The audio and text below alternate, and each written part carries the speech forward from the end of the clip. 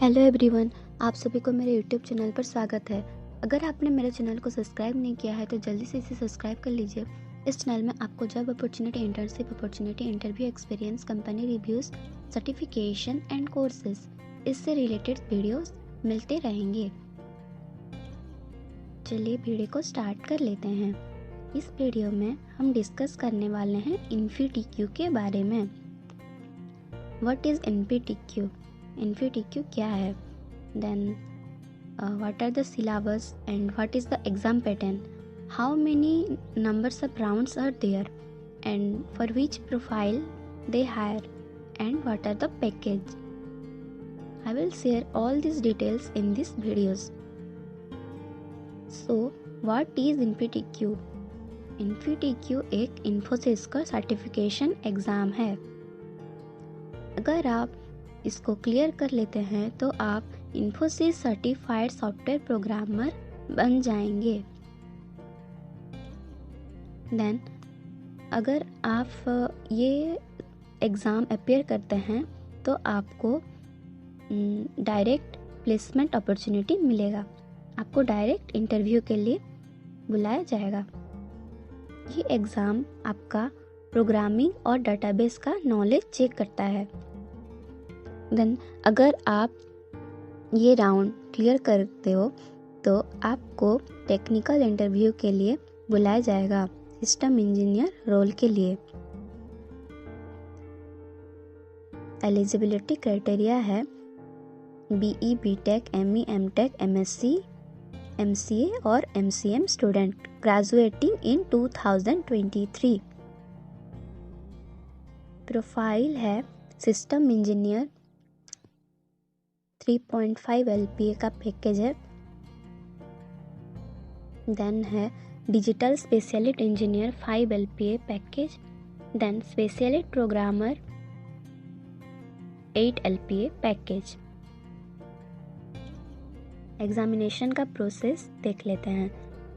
Infosys certification round comprise of 2 rounds.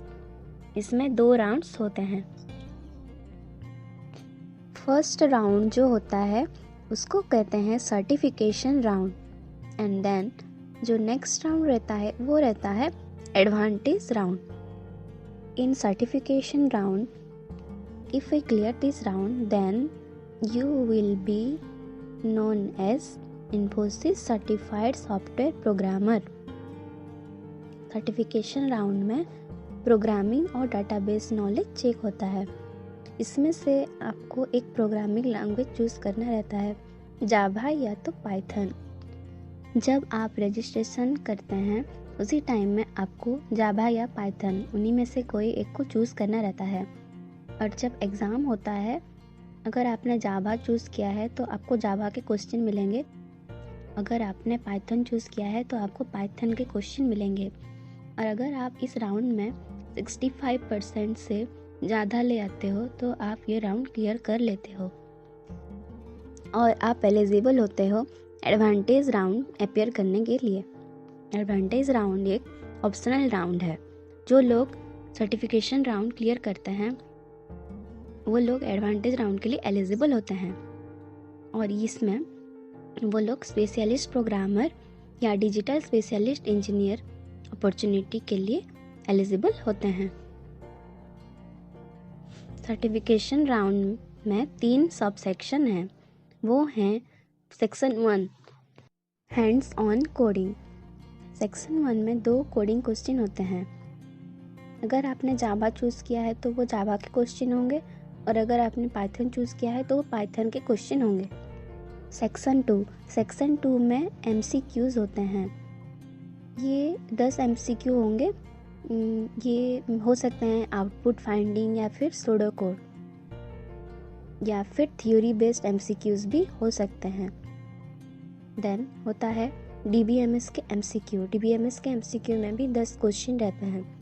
इसमें भी आपको कुछ थियोरेटिकल क्वेश्चन आता है या फिर आपको कुछ क्यूरी लिखना रहता है।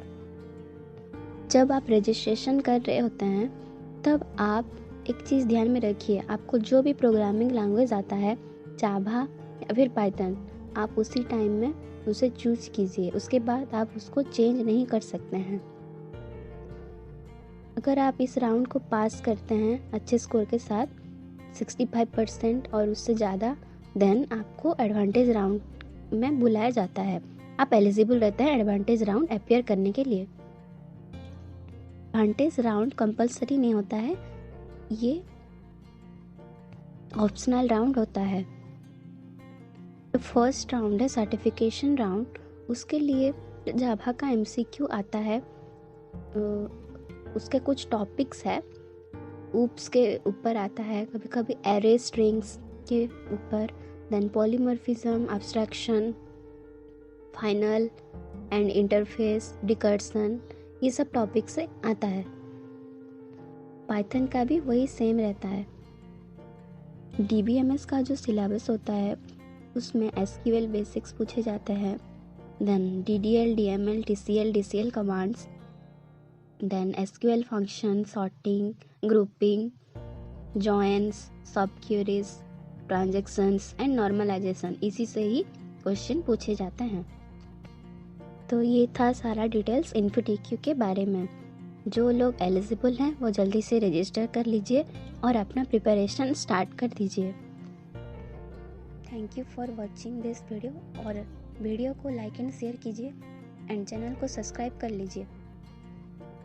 और कोई भी डाउट है तो कमेंट सेक्शन में ज़रूर बताइए। अगर आपको प्रिपरेशन के लिए रिसोर्सेज चाहिए तो कमेंट सेक्शन में ज़रूर बताइए।